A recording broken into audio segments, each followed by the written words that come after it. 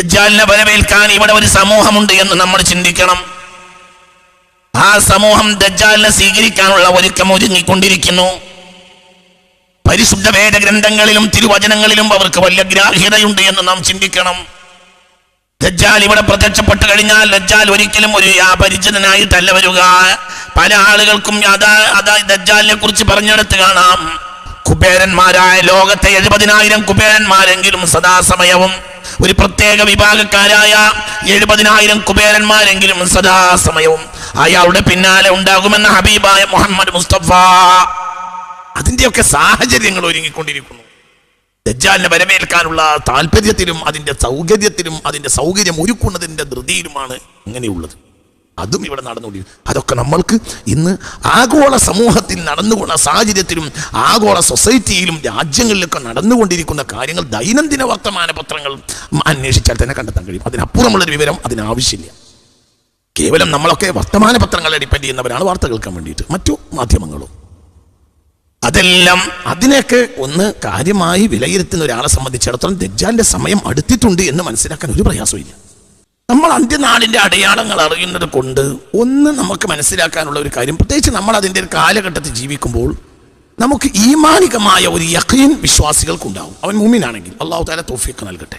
ഒരു യഖീൻ, അതായത് ഇത്തരം കാര്യങ്ങളെ എൻ്റെ നേതാവ് മുത്ത് മുഹമ്മദ് മുസ്തഫ സല്ലല്ലാഹു അലൈഹി വസല്ലമ തങ്ങളും എൻ്റെ വേദഗ്രന്ഥമായ പരിശുദ്ധ ഖുർആനും ഈ നവകാലഘട്ടത്തിന്റെ രീതികളെക്കുറിച്ചും ചൈതികളെക്കുറിച്ചും അതിൻ്റെ സ്വഭാവങ്ങളെക്കുറിച്ചും ചർച്ച ചെയ്തിട്ടുണ്ടല്ലോ.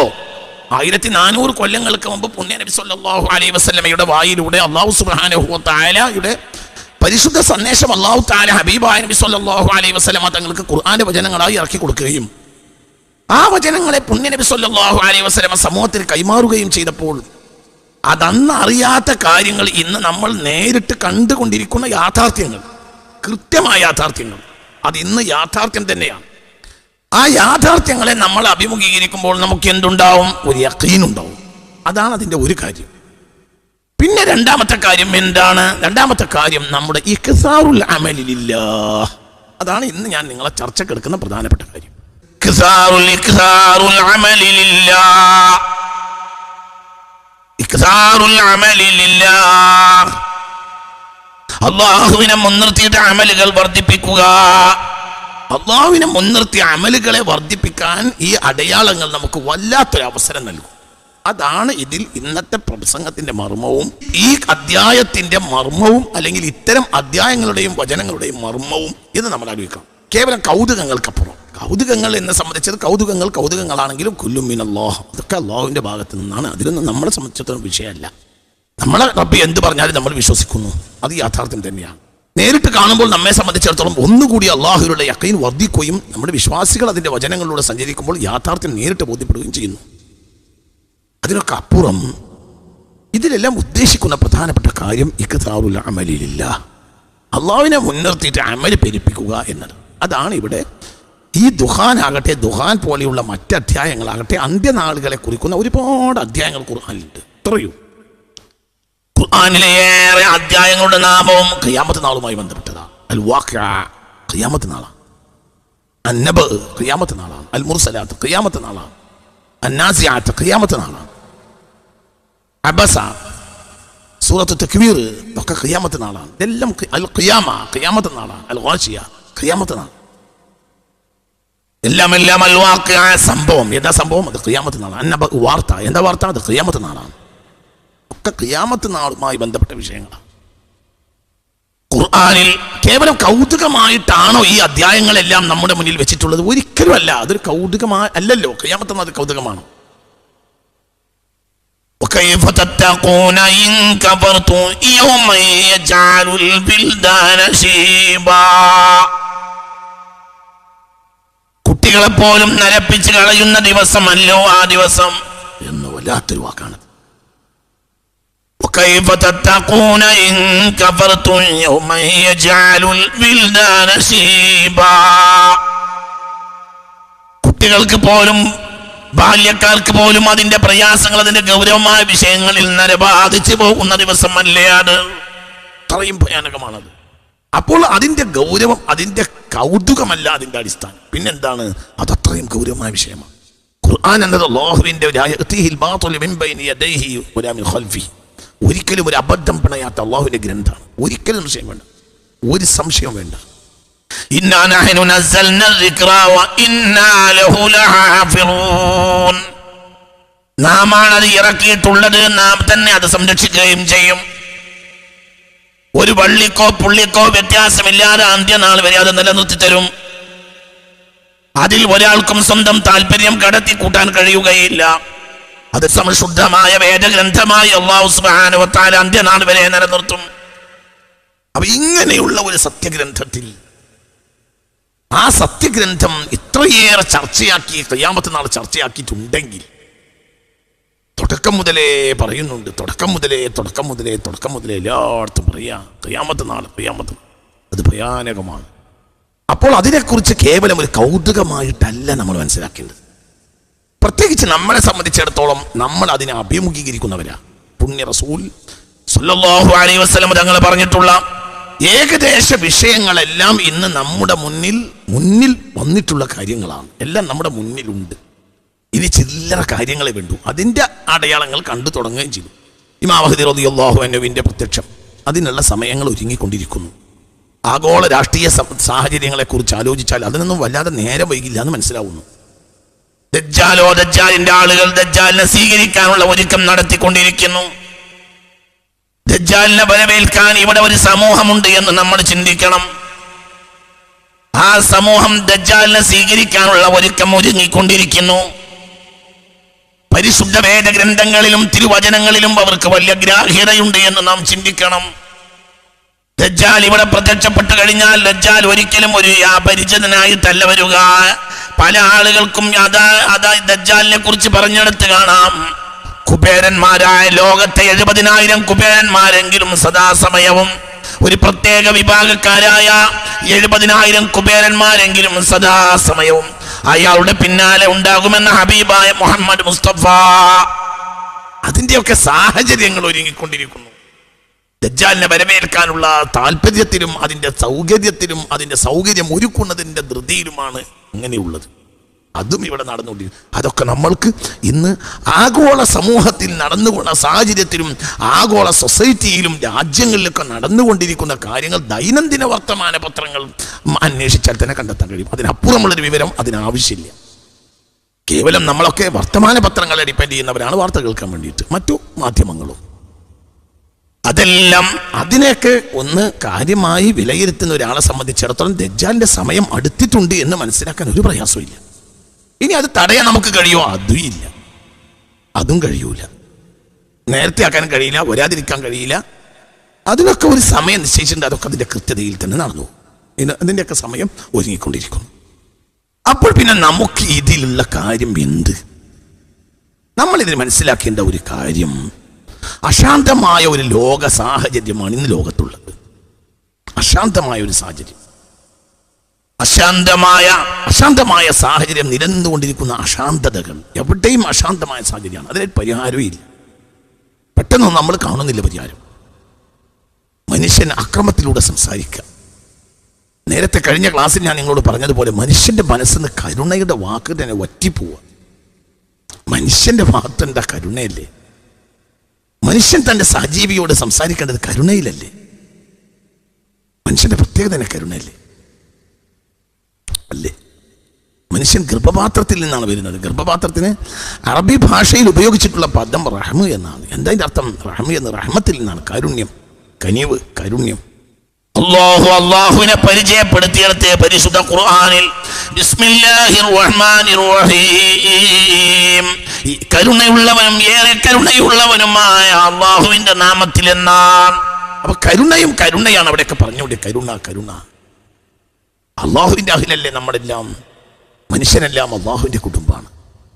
ഒരു പ്രത്യേകമായ ഒരു സാഹചര്യത്തിലാണ് അള്ളാഹു സുബ്ഹാനഹു മനുഷ്യനെ പഠിച്ചിട്ടുള്ളത്. അള്ളാഹുവിന്റെ ആശ്രിതരും അള്ളാഹുവിന്റെ കുടുംബമായ ഒരു സമൂഹമല്ലേ ഇത്? അപ്പൊ അള്ളാഹുവിന്റെ സ്വഭാവന്റെ കരുണയാണ്. അപ്പോൾ മനുഷ്യനുണ്ടാവേണ്ട അടിസ്ഥാന ഗുണം എന്താണ്? കരുണയാണ്. ഒരു യോഗ്യനുണ്ടാവേണ്ട ഗുണം കാരുണ്യമാണ്, അഹങ്കാരമല്ല. അറിവില്ലാത്തവൻ അഹങ്കാരം കാണിക്കും, അവന് അറിവില്ല. യോഗ്യത ഇല്ലാത്തവൻ അഹങ്കാരം കാണിക്കും, അവന് യോഗ്യതയില്ല. അതിനെക്കുറിച്ച് അറിവും യോഗ്യതയും കഴിവും ഉള്ള സമൂഹത്തിന്റെ മുന്നിൽ നിൽക്കുന്ന ആളുകൾ മനുഷ്യന്റെ മുന്നിൽ നാശത്തിന്റെ വാക്കുകൾ പറയുക, അക്രമത്തിന്റെ ഭാഷയിലൂടെ സംസാരിക്കുക എന്നൊക്കെ പറഞ്ഞാൽ അതിനെന്താ പറയുക? അത് അന്ത്യനാളല്ല, അതെന്താണ്? വലിയ വലിയ വലിയ ആളുകൾ ലോക്കൽസ് ഒരു അഹങ്കാരം പറയുക, ഒരു ഡംബ് പറയുക, അതേപോലെ തന്നെ ചട്ടമ്പി വാക്കുകൾ, ചട്ടമ്പിത്തരങ്ങളൊക്കെ ലോക്കൽസ് പറയാന്ന് പറഞ്ഞാൽ അത് നമുക്ക് മനസ്സിലാവും. അത് അവൻ്റെ അറിവില്ലായ്മയും അവൻ്റെ സംസ്കാര ശൂന്യതയുമാണ്. അതേ സമയത്ത് അത് വലിയ ആളുകൾ സംസാരിക്കാന്ന് പറഞ്ഞാൽ അത് നമുക്ക് ഉൾക്കൊള്ളാൻ കഴിയില്ല.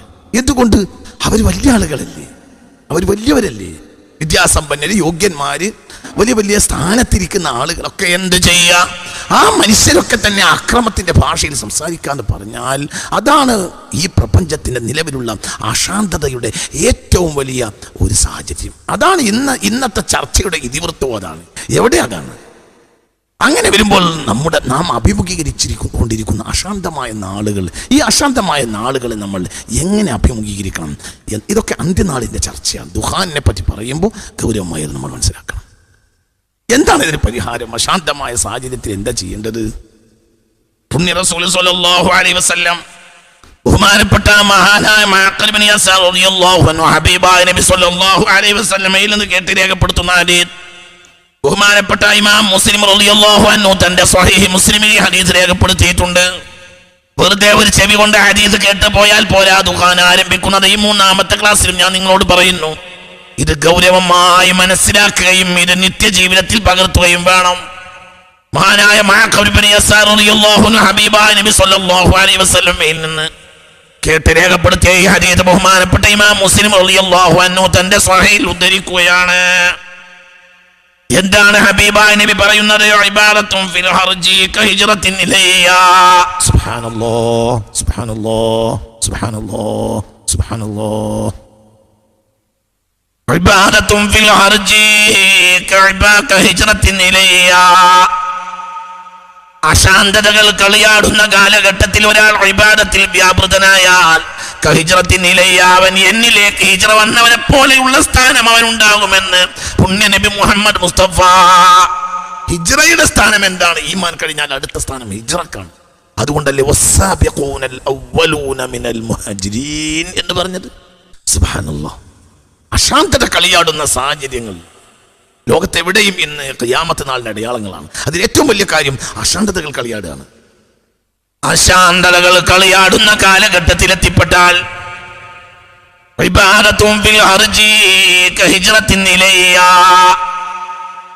അശാന്തമായ കാലഘട്ടത്തിൽ ഒരാൾ അതിന്റെ കൗതുകത്തിന്റെ പിന്നാലെ പോയില്ല. അതിന്റെ കേവലമുള്ള രാഷ്ട്രീയ കൊള്ളൽ കൊടുക്കലിന്റെ വർത്തമാനങ്ങളിൽ അയാൾ പെട്ടുപോയില്ല. അതിന്റെ ലാഭവും നട്ടവും കൂട്ടിക്കിഴക്കുന്ന പണിമയിൽ മാത്രം അയാൾ വ്യാപൃതനായില്ല. അതിന്റെ ആശ്ചര്യങ്ങൾ പറയുന്നതിൽ മാത്രം അയാൾ വാട്സപ്പ് ഉപയോഗിച്ച് കളി നടത്തുകയും ചെയ്തില്ല. പിന്നെ അയാൾ എന്ത് ചെയ്തു?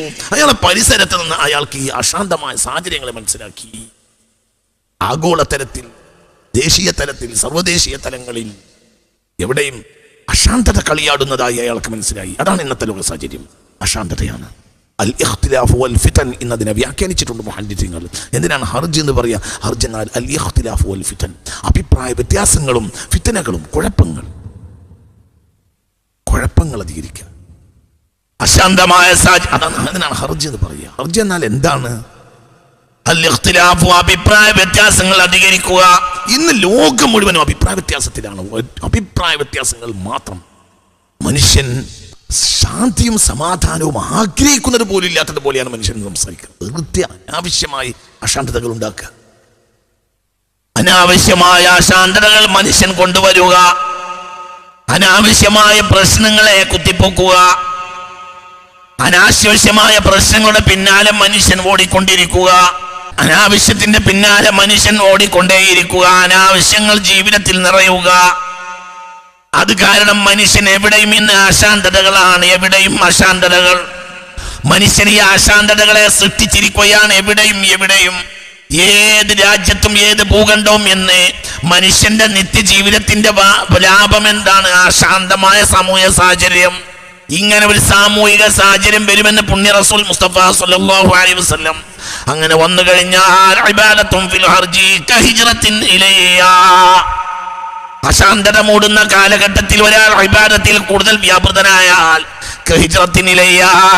അത് എന്നിലേക്ക് ഹിജ്റ വന്ന സ്ഥാനമുള്ളവനായിരിക്കുമെന്ന് മുഹമ്മദ് മുസ്തഫ. നമുക്ക് ഈ ഹദീസ് ഒന്ന് ചിന്തിക്കാം. ഈ ഹദീസ് അതിനുള്ള സാഹചര്യം അങ്ങനെയാണല്ലോ. ആരോട് പറയുന്നതിനേക്കാളും ഇപ്പോൾ നല്ലത് അള്ളാഹിനോട് പറയല്. എന്തുകൊണ്ട്? നീതി മനുഷ്യൻ നിഷേധിക്കപ്പെടാം. മനുഷ്യന് വേദഗ്രന്ഥങ്ങൾ വന്നത് എന്തിനാ? നീതിക്ക് വേണ്ടിയാണ്. മനുഷ്യൻ നിലകൊള്ളുന്ന നീതിക്ക്, മനുഷ്യന് ഒരു വ്യവസ്ഥിതി ഉണ്ടാക്കുന്ന എന്തിനാ? നീതിക്ക് വേണ്ടിയാണ്. മനുഷ്യൻ്റെ ഒരു രാഷ്ട്രസങ്കല്പം, രാഷ്ട്രീയ സങ്കല്പം, വ്യവസ്ഥിതികൾ, ജഡ്ജ്മെന്റ്, ജുഡീഷ്യറി, മനുഷ്യന്റെ രാഷ്ട്രാന്തരീയ ബന്ധങ്ങൾ, ഇതൊക്കെ എന്തിനെയാണ് ആസ്വദിക്കുന്നത്? അടിസ്ഥാനപരമായും നീതിയെയാണ്. നീതിയേക്കാൾ വലിയ ഒരു സംഗതിയില്ല. നീതിയേക്കാൾ മനുഷ്യൻ ആഗ്രഹിക്കുന്ന ഒരു വിഷയവും ഇല്ല. മനുഷ്യൻ ഭക്ഷണം ഒഴിവാക്കും, പക്ഷെ നീതി ഒഴിവാക്കാൻ കഴിയില്ല. ഭക്ഷണത്തിൽ മനുഷ്യൻ ക്ഷമിക്കും, പക്ഷെ അനീതി ക്ഷമിക്കാൻ കഴിയില്ല. നീതി ഒഴിവാക്കിയിട്ട് മനുഷ്യൻ ജീവിക്കാൻ കഴിയില്ല. ദൈവികമായ വേദഗ്രന്ഥങ്ങൾ വന്നിട്ടുള്ള നീതിക്ക് വേണ്ടിയാണ്. പ്രവാചകന്മാർ വന്നത് നീതിക്ക് വേണ്ടിയാണ്. എല്ലാ ധർമ്മങ്ങളും വന്നത് നീതിക്ക് വേണ്ടിയാണ്. ലഖദ് അർസൽനാ റുസുലനാ ബിൽ ബയ്യിനാത്ത് വഅൻസൽനാ മഅഹുൽ കിതാബ വൽ മീസാൻ ലിയഖൂമൻ നാസു ബിൽ ഖിസ്ത്. لقد أرسلنا رسلنا بالبينات وأنزلنا معهم الكتاب والميزان ليقوم الناس بالقسط. വ്യക്തമായ ദൃഷ്ടാന്തങ്ങളുമായി പ്രവാചകന്മാരെ അയച്ചു. അവർക്ക് വേദഗ്രന്ഥം നൽകി, ത്രാസും നൽകി. ത്രാസ് എന്നത് ഒരു വാക്കാണ്. എന്തുകൊണ്ട്? വേദഗ്രന്ഥത്തിന്റെ ഉള്ളടക്കവും പ്രവാചകന്മാരുടെ ആ ഒരു വരവിന്റെ ഉദ്ദേശ്യവുമാണ് ത്രാസ്. എന്ത്? മനുഷ്യർക്കിടയിൽ നീതി സ്ഥാപിക്കുക. ലിയഖൂമൻ നാസു ബിൽ ഖിസ്ത്. അപ്പോൾ മനുഷ്യന്റെ ഏറ്റവും വലിയ, മനുഷ്യൻ ആഗ്രഹിക്കുന്ന ഏറ്റവും വലിയ കാര്യം കഞ്ഞിയും ചോറൊന്നുമല്ല. മനുഷ്യൻ ആഗ്രഹിക്കുന്ന ഏറ്റവും വലിയ കാര്യം നീതിയാണ്. അതാണ് മനുഷ്യൻ നഷ്ടപ്പെടുക. മനുഷ്യൻ ആഗ്രഹിക്കുന്ന ഏറ്റവും വലിയ കാര്യം നീതിയാണ്. അനീതി ലോകത്തെവിടെയും നടമാടുന്നത് കാണുക. നീതിയോടുകൂടെ ഒരു കാര്യം നടത്തിത്തരാനുള്ള ആളുകൾ മനുഷ്യന്റെ മുന്നിലില്ലാതെയാവുക. അനീതി അധികരിക്കുമ്പോൾ അശാന്തതകൾ അധികരിക്കും. ഏത് അശാന്തതയുടെയും അടിസ്ഥാനം അനീതിയാണ്. ഏത് തരം അശാന്തതയുടെ അടിസ്ഥാനം അനീതിയാണ്. അനീതി നടന്നാൽ പിന്നെ സമാധാനം ഉണ്ടാവില്ല. അനീതിയെ പോലെ സമാധാനവും സ്വൈര ജീവിതവും നഷ്ടപ്പെടുത്തുന്ന വേറെ ഒരു ഘടകവും മനുഷ്യ ജീവിതത്തിലില്ല, പ്രപഞ്ചഘടനയിലില്ല, ഒന്നില്ല. അതെല്ലാം നഷ്ടപ്പെട്ടു പോവുക. അപ്പോൾ മനുഷ്യൻ എന്ത് ചെയ്യുക? മനുഷ്യനോട് പറയാനുള്ള സാഹചര്യങ്ങൾ മനുഷ്യനോട് പറയേണ്ടതല്ല, പക്ഷെ ആ സാഹചര്യങ്ങൾ മനുഷ്യൻ കുറഞ്ഞു വരിക. പറയേണ്ടടുത്ത് പറയേണ്ടതെന്നൊന്നുമല്ല, പറഞ്ഞതിൻ്റെ അർത്ഥം പറയേണ്ടതൊക്കെ പറയാം. പക്ഷേ പലപ്പോഴും മനുഷ്യൻ പ്രതീക്ഷിക്കുകയോ മനുഷ്യൻ ആഗ്രഹിക്കുകയോ അല്ലെങ്കിൽ മനുഷ്യൻ അവകാശപ്പെടുത്തുകയോ ചെയ്യുന്ന നീതി അവന് ലഭ്യമാവാതിരിക്കുക. അപ്പോൾ അവൻ എന്താ പരിഹാരം? ഇബാദത്തുൻ ഇലല്ലാഹ്, അല്ലാഹുവിലേക്ക് ഇബാദത്ത് ചെയ്യുക. അശാന്തത കളിയാടുന്നത് കണ്ടാൽ നിങ്ങൾ എന്ത് ചെയ്യണം? ഹിജ്റത്തിൽ നിങ്ങൾ ഇബാദത്തിൽ മുഴുകുക. ഹിജ്റത്തിൽ ഇലയ്യ, അത് എന്നിലേക്ക് ഹിജ്റ വരുന്നത് പോലെയാണെന്ന് മുഹമ്മദ് മുസ്തഫ. അപ്പോൾ നമ്മുടെ ഈ കാലഘട്ടത്തിൽ ചെയ്യേണ്ടത് എന്താ? സാധാരണ അമലിന് പുറമെ നമ്മൾക്ക് നിത്യജീവിതത്തിൽ കൊണ്ടു നടക്കാൻ കഴിയുന്ന അമലുകളെ പെരുപ്പിക്കുക. ഇന്നിപ്പോൾ ചെയ്യേണ്ട കാര്യം അത് തന്നെയാണ്. ഒരു 500 സ്വലാത്തൊക്കെ ചൊല്ലാനേ അതാണ് അർജ് അധികരിച്ച കാലമാണ്. ഇന്ന് നമുക്ക് വിചാരിച്ച കഴിയും. 1000 ചൊല്ലുന്നവരെ എനിക്കറിയാം. നമ്മുടെ ക്ലാസ്സിൽ പങ്കെടുക്കുന്നുണ്ട്. 4444 സ്വലാത്തുൽ ഫാത്തിഹ ദിവസേന ചൊല്ലുന്ന ആളെ എനിക്കറിയാം. ദിവസേന. എന്തുകൊണ്ട്? സ്വലാത്തൊരു പ്രധാനപ്പെട്ട അമലാണ്. ഇന്നല്ലാഹ വമലായികതഹു യുസല്ലൂന അലൻ നബി യാ അയ്യുഹല്ലദീന ആമനൂ സ്വല്ലു അലൈഹി വസല്ലിമൂ തസ്ലീമാ. സ്വലാത്തൊരു പ്രധാനപ്പെട്ട അമലാണ്. ഹർജിന്റെ കാലഘട്ടത്തിൽ നമ്മൾ ചെയ്യേണ്ട പ്രധാനപ്പെട്ട ഒരു അമലാണ് കസ്റത്തു സ്വലാത്തി അലാ റസൂലില്ലാഹി സ്വല്ലല്ലാഹു അലൈഹി വസല്ലം. മുസ്തഫ നബിക്ക് സ്വലാത്തിനെ പെരുപ്പിക്കുക. ഇലാഹിന്റെ പ്രധാന ദൂതനായ പുണ്യ റസൂലിനെ സ്വലാത്തിനെ പെരുപ്പിക്കുക. എന്തുകൊണ്ട്? അശാന്തത കളിയാടുന്നതായി കാണുന്നു എവിടെയും. അശാന്തത എവിടെയും രംഗവേദി കൈമടക്കിയിരിക്കുന്നു. ശാന്തതയും സമാധാനവും നീതിയും ലഭിക്കുന്ന സാഹചര്യങ്ങൾ കുറഞ്ഞു പോയിരിക്കുന്നു. അല്ലാഹു ഇടപെട്ടാലല്ലാതെ ഇതിന് പരിഹാരമുണ്ടാക്കാൻ കഴിയുകയുമില്ല. അപ്പോൾ എന്ത് ചെയ്യുക? അപ്പോൾ എന്നിലേക്ക് ഹിജ്റ വരുന്നത് പോലെയാണ് അക്കാലത്ത് ഇബാദത്ത് പെരുപ്പിക്കുന്നതെന്ന് മുഹമ്മദ് മുസ്തഫ ഇമാം മുസ്ലിം തന്റെ സ്വഹീഹിൽ ഈ ഹദീസ് രേഖപ്പെടുത്തിയിട്ടുണ്ട്. ഇബാദത്ത് ചെയ്യുക, ഇബാദത്തിനെ പെരുപ്പിക്കുക. ഏത് ഇബാദത്തും ഹിജ്റത്തിനില്ല. അപ്പൊ എന്ത് ചെയ്യാ?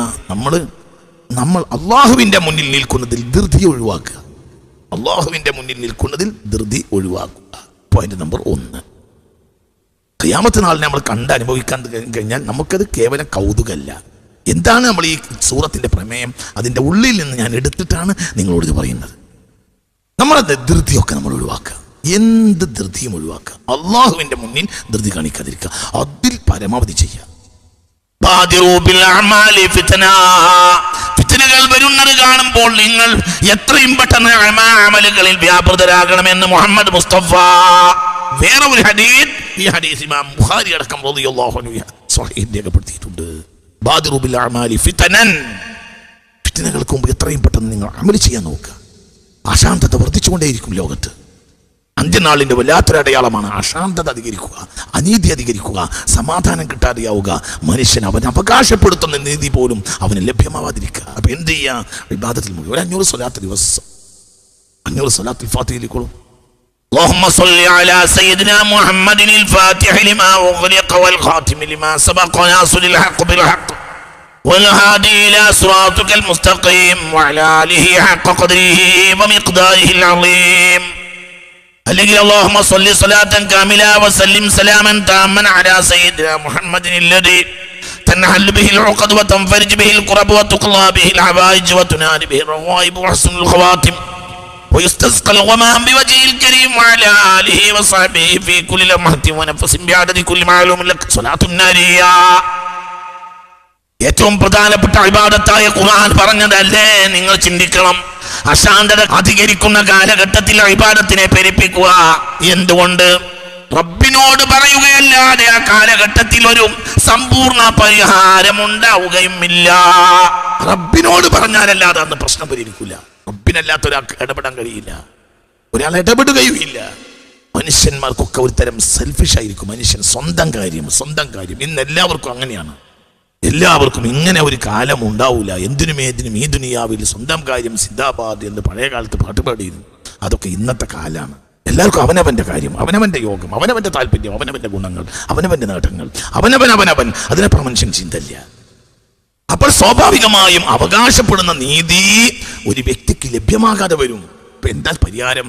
ഇബാദത്ത് ചെയ്യേണ്ട കാര്യങ്ങൾ ചെയ്യണ്ടേ? അവൻ അനുഷ്ഠിക്കേണ്ട കാര്യങ്ങളും പറയേണ്ടടുത്ത കാര്യങ്ങളും ചെയ്യേണ്ടത് കാര്യങ്ങളൊക്കെ ചെയ്യണ്ടേ? ഒക്കെ ചെയ്യണമെങ്കിൽ ഒക്കെ ചെയ്യണം. പ്രാപഞ്ചികമായി ദൈനംദിന കാര്യത്തിൽ നമ്മൾ ഇടപെടുന്ന സകല കാര്യങ്ങളിലും നമ്മൾ ഇടപെടണം. അതേ സമയത്ത് നമ്മൾ കാര്യങ്ങളൊക്കെ പരിഹരിക്കാൻ റബ്ബിന്റെ മുന്നിൽ കൈനീട്ടണം. അതിനു വേണ്ട കാര്യങ്ങളെ നമ്മൾ അധികരിപ്പിക്കണം. അത് ശ്രദ്ധിക്കുക. ഒന്ന്. പിന്നെ നമ്മൾ തിലാവത്തുൽ ഖുർആൻ ഓത്ത് പെരുപ്പിക്കുക.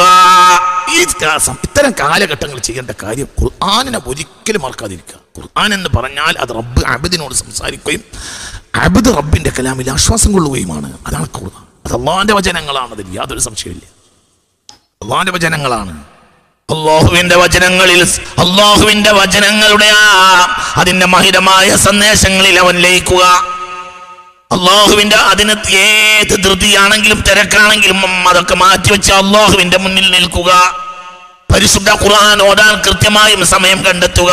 എത്ര ഓഫീസാണെങ്കിലും, എത്ര തിരക്കാണെങ്കിലും, എന്ത് ബേജാറാണെങ്കിലും, എന്താണെങ്കിലും പരിശുദ്ധ കലാമുമായി ബന്ധപ്പെട്ട് നിൽക്കുക എല്ലാ ദിവസവും.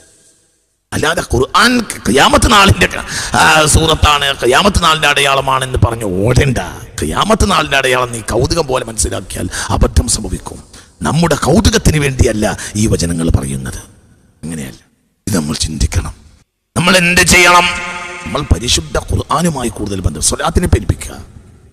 500 സ്വലാത്തെങ്കിലും ചൊല്ലുക. 1000 സ്വലാത്ത് ഇല്ല, വളരെ നല്ലത്. 1000 സ്വലാത്ത് ചെല്ലുന്ന ആളുകൾക്ക് അവർക്ക് സിറാത്ത് പാലത്തിൽ ഒരു പ്രയാസം ഉണ്ടാവില്ല എന്ന് മുത്ത് മുഹമ്മദ് മുസ്തഫ. ഖിയാമത്ത് നാളിന്റെ ഒരു ഭയാനകതയും അവരെ ബാധിക്കുകയില്ല. 1000 സ്വലാത്തില്ല. സല്ലല്ലാഹു അലാ മുഹമ്മദ് സല്ലല്ലാഹു അലൈഹി വസല്ലം, സല്ലല്ലാഹു അലാ മുഹമ്മദ് സല്ലല്ലാഹു അലൈഹി വസല്ലം. 1000 സ്വലാത്തെങ്കിലും ചൊല്ലാൻ കഴിഞ്ഞാൽ അവന് സിറാത്ത് പാലത്തിൽ ഒരു പ്രശ്നം ഉണ്ടാവില്ല, ഒരു ബുദ്ധിമുട്ടുണ്ടാവില്ല. അന്ത്യനാളിൽ അവന് ദുനിയാവിന്റെ പ്രയാസം, ആഖിറത്തിന്റെ പ്രയാസം അവനെ ബാധിക്കുകയില്ല. അതൊക്കെ എങ്ങനെയെങ്കിലും രക്ഷപ്പെട്ടു പോകും. പിന്നെ പരിശുദ്ധ ഖുർആൻ, അതിലങ്ങനെ അഭയം തേടുക. പരിശുദ്ധ ഖുർആൻ ഓതിക്കൊണ്ടേയിരിക്കുക. എത്ര തിരക്കുള്ളവനാണെങ്കിലും, നേതാവാണെങ്കിലും, കച്ചവടക്കാരനാണെങ്കിലും, എത്രയേറെ തിരക്കുള്ളവനാണെങ്കിലും റബ്ബിന്റെ കലാമ പാരായണം ചെയ്യാൻ അവസരം കണ്ടെത്തുക. അത് അവസരം കണ്ടെത്തുകതേ തന്നെ വേണം. എന്തുകൊണ്ട്? ഹർജധികരിച്ചാൽ ഇബാദത്തിനെ പെരുപ്പിക്കുക ഹിജ്റത്തിനിലയ്യ, അതെന്നിലേക്ക് ഹിജ്റ വരുന്നത് പോലെയാണെന്ന് പുണ്യ മുഹമ്മദ് മുസ്തഫ. അപ്പോൾ ഹിജ്റയുടെ സ്ഥാനം തന്നെയാണ്. ഹിജ്റയിലെത്തിയാലോ മുസ്തഫ നബി അഭയം നൽകും. അങ്ങനെയോ അർത്ഥമുണ്ടതിന്. ഹിജ്റയിൽ എത്രയേറെ പ്രതിസന്ധി ഉണ്ടാകുമ്പോഴും മദീനയിലേക്ക് ഹിജ്റ പോകുമ്പോൾ നബിയുടെ കാലത്ത് സല്ലല്ലാഹു അലൈഹി വസല്ലം എന്തുകൊണ്ട് നബി സല്ലല്ലാഹു അലൈഹി വസല്ലം അഭയം കൊടുക്കും? സല്ലല്ലാഹു മുത്ത് മുഹമ്മദ് മുസ്തഫ, പുണ്യ മുഹമ്മദ് മുസ്തഫ. അപ്പം നമ്മൾ ഈ കാലത്ത് എന്ത് ചെയ്യണം? അശാന്തതകൾ അധികരിക്കുന്നത് കണ്ടാൽ ഇബാദത്തിൽ അഭയം തേടുക. അല്ലാഹു റസൂൽ അഭയം നൽകും. പിന്നെ അത് മതിയാവും, പിന്നെ പ്രശ്നം ഉണ്ടാവില്ല. നേരെ മറിച്ച് ദുനിയാവിന്റെ പിന്നാലെ ഓടിയാലോ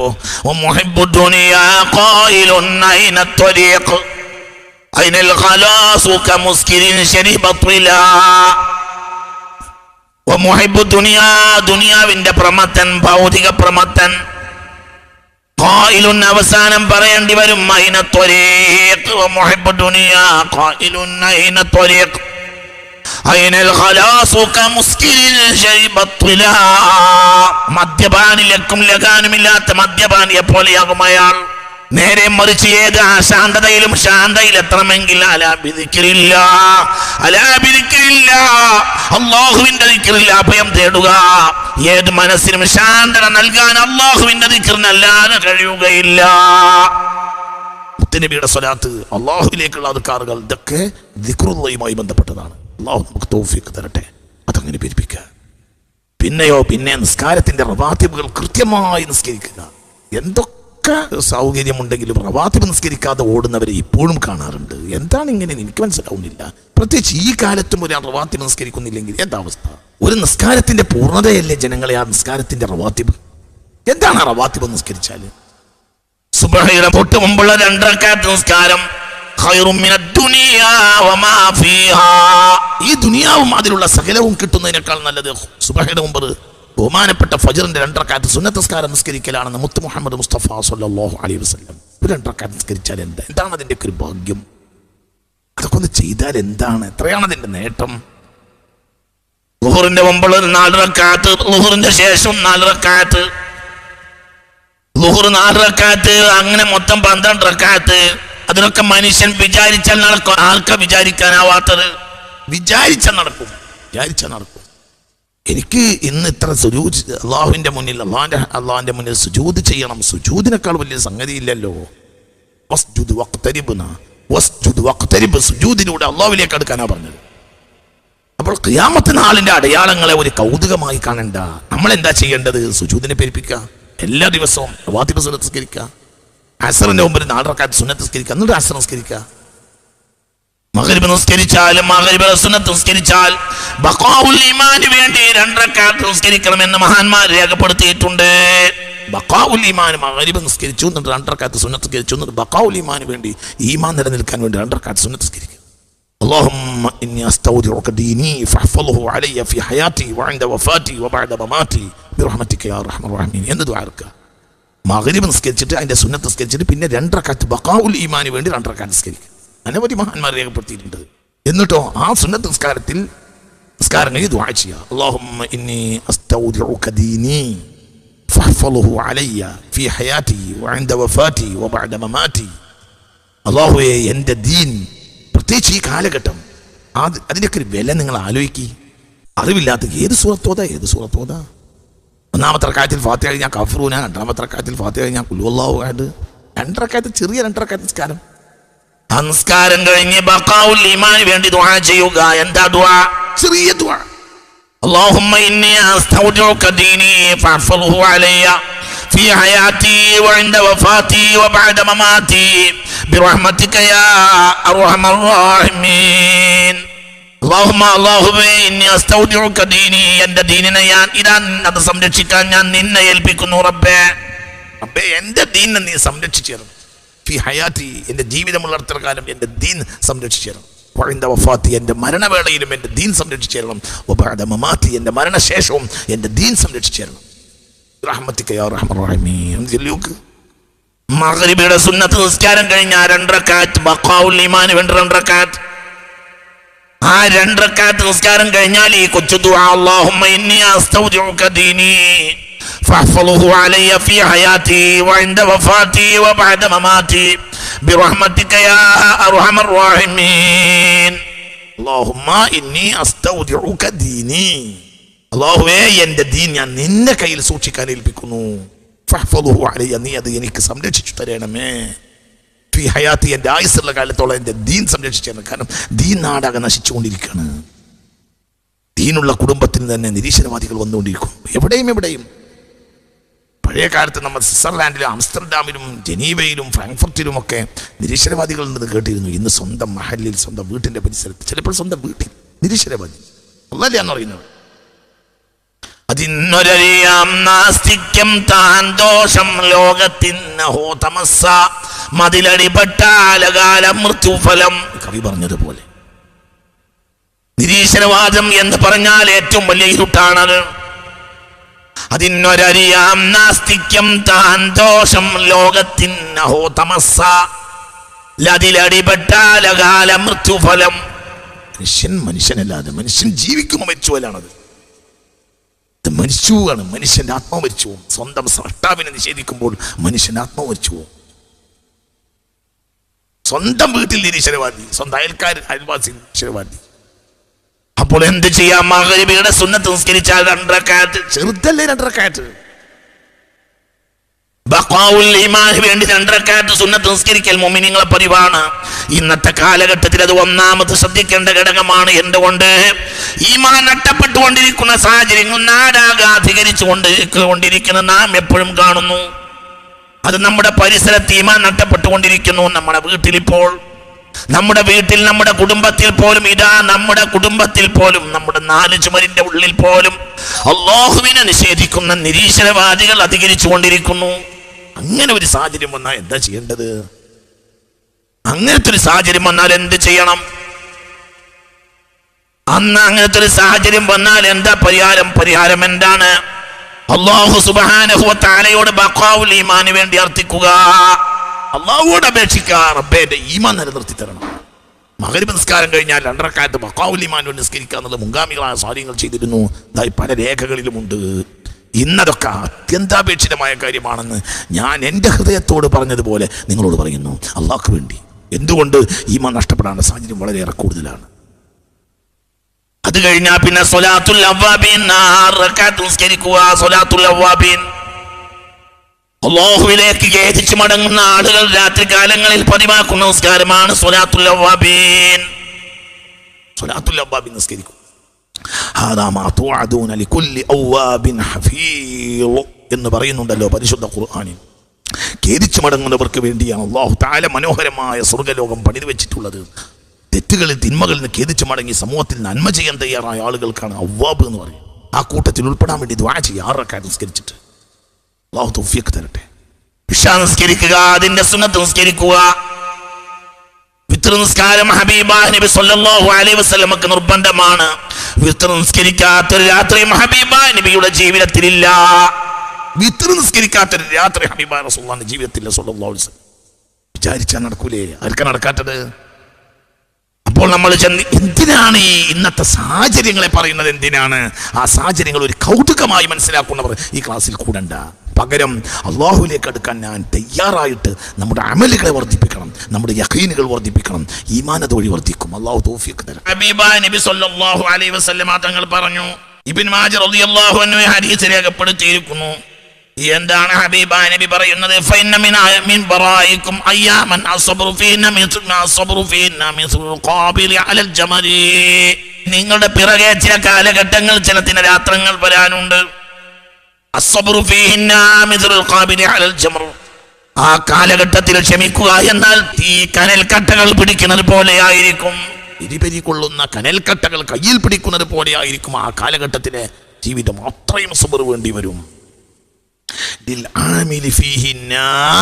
അത്ര പ്രയാസവും പ്രതിസന്ധിയും അധികരിക്കുക എവിടെയും പ്രയാസം എവിടെയും പ്രതിസന്ധി ആ കാലഘട്ടത്തിൽ എന്ത് ചെയ്യണം ആ ദിവസങ്ങളിൽ അമൽ ചെയ്യാൻ അല്ലാഹുവിലേക്ക് ഇബാദത്ത് ചെയ്യാൻ ഒരാൾ തയ്യാറായാൽ മിസ്ലു അജ്രി 50 റജുലൻ യഅമലൂന മിസ്ല അമലിഹി അന്ന് അമൽ ചെയ്യുന്ന ആളുകൾക്ക് 50 ആളുകളുടെ അമലിന്റെ കൂലി ഉണ്ടാവും ഒരാൾ അമൽ ചെയ്താൽ ആ അമലിൽ അയാൾക്ക് അങ്ങനെയുള്ള 50 ആളുകളുടെ അമലിന്റെ പ്രതിഫലം പോലെ അയാൾക്ക് അല്ലാഹു കൊടുക്കുമെന്ന് മുത്ത് മുഹമ്മദ് മുസ്തഫ സ്വല്ലല്ലാഹു അലൈഹി വസല്ലം അപ്പോൾ ചോദിക്കപ്പെട്ടു, യാ റസൂലല്ലാഹ്, പ്രതിസന്ധികൾ അധികരിക്കുന്ന കാലഘട്ടം വരിക, എവിടെയും അശാന്തത കളയാടുക, അങ്ങനെ ഒരു കാലഘട്ടം വന്നു കഴിഞ്ഞാൽ ആ കാലഘട്ടത്തിൽ ഒരാൾ അമല് ചെയ്താൽ, അവൻ വർദ്ധിച്ച അമലുകൾ ചെയ്യാൻ തയ്യാറായാൽ അവന്റെ അമലുകൾക്ക് 50 ആളുകളെ പ്രതിഫലം ലഭിക്കുമെന്ന്, ഒരു വ്യക്തിക്ക് തന്നെ 50 ആളെ പ്രതിഫലം ലഭിക്കുമെന്ന് അങ്ങ് പറഞ്ഞല്ലോ നബിയേ. അത് മിന്നാ മിൻഹും യാ റസൂലല്ലാഹ്, സ്വഹാബിയായ 50 ആളെ പ്രതിഫലം എന്നോ അല്ലെങ്കിൽ സാധാരണക്കാരായ 50 ആളെ പ്രതിഫലം എന്നോ ആണോ? ബലഗ അജ്റു 50 മിൻകും, 50 സ്വഹാബികളുടെ അമലിന്റെ പ്രതിഫലം പ്രയാസങ്ങളുടെ കാലഘട്ടത്തിൽ അമലിലേക്ക് തിരിയുന്ന ഒരാൾക്ക് സ്വയം ഓരോ ദിവസവും അയാൾ നേടിയെടുക്കുമെന്ന് മുഹമ്മദ് മുസ്തഫ സ്വല്ലല്ലാഹു അലൈഹി വസല്ലം. ഒരു 50 സ്വഹാബിയുടെ ദറജ നമുക്ക് കിട്ടുക. 50 സ്വഹാബി, അത് പ്രതിസന്ധി അധികരിക്കുന്നതിനനുസരിച്ച് ഈ സാഹചര്യങ്ങൾ കൂടിക്കൊണ്ടേയിരിക്കും. ഇതിനപ്പുറം പ്രതിസന്ധി അധികരിച്ചാൽ അന്ന് ഈ പ്രഭാഷണം നടത്താൻ കഴിയില്ലല്ലോ. അല്ലാഹു നമ്മളെ കാത്തുരക്ഷിക്കട്ടെ. അതേ സമയത്ത് ഇതൊക്കെ എപ്പോഴും നമ്മുടെ മനസ്സിലുണ്ടായിരിക്കണം. പ്രതിസന്ധികൾ അധികരിച്ചാൽ അമലിൽ അഭയം തേടുക.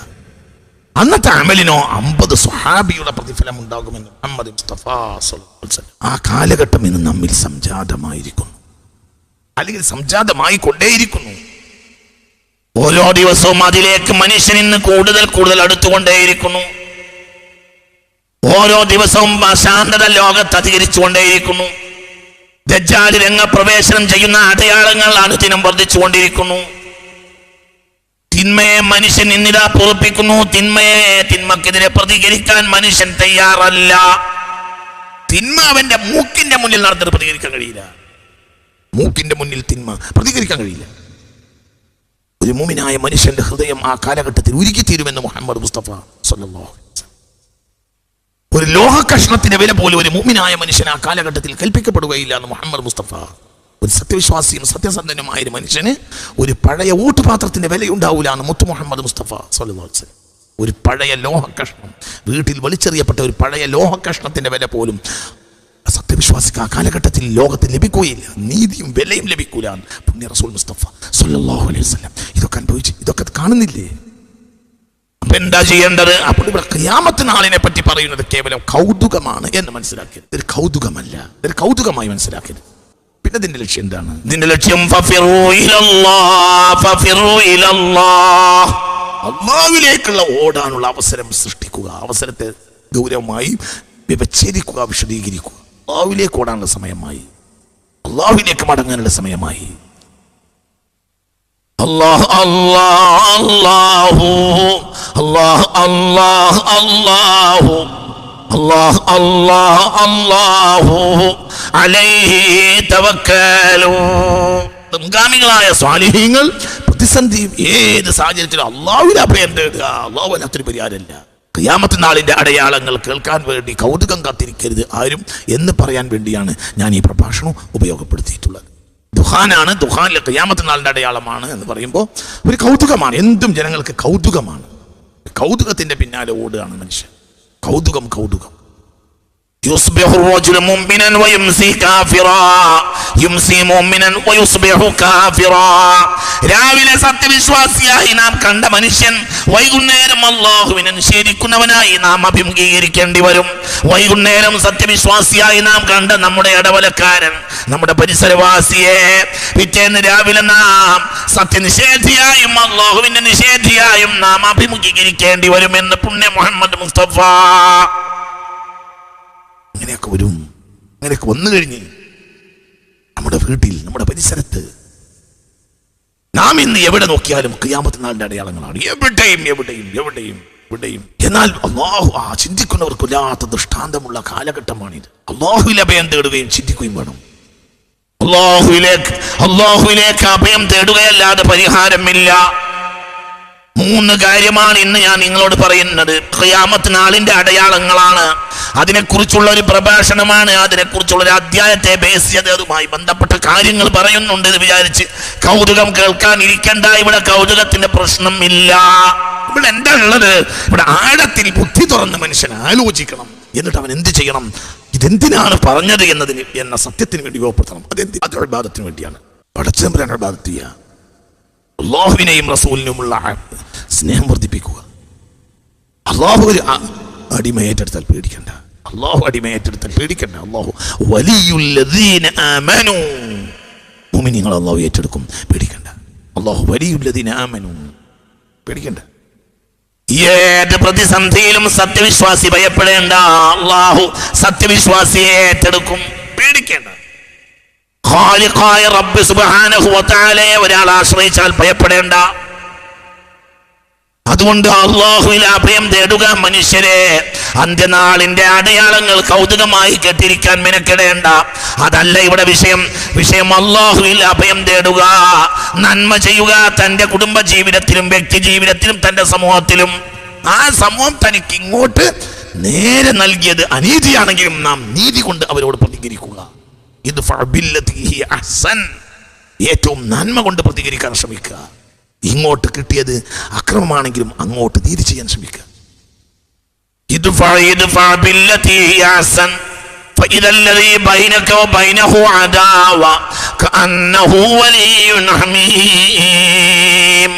വിശുദ്ധ ഖുർആൻ സൂറത്ത് ഫസ്സിലത്തിൽ പറയുന്നു, ഏത് അക്രമിയോടും നന്മ കൊണ്ട് പ്രതികരിക്കുക.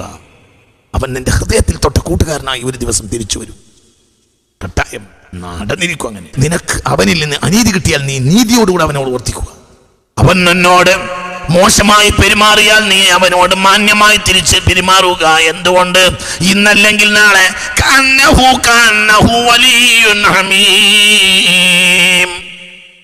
ഏത് സാഹചര്യത്തിലും നിനക്കൊരാളിൽ നിന്ന് അനീതിയാണ് കിട്ടിയതെങ്കിൽ അവനോട് നീതി കൊണ്ട് പ്രതികരിക്കുക.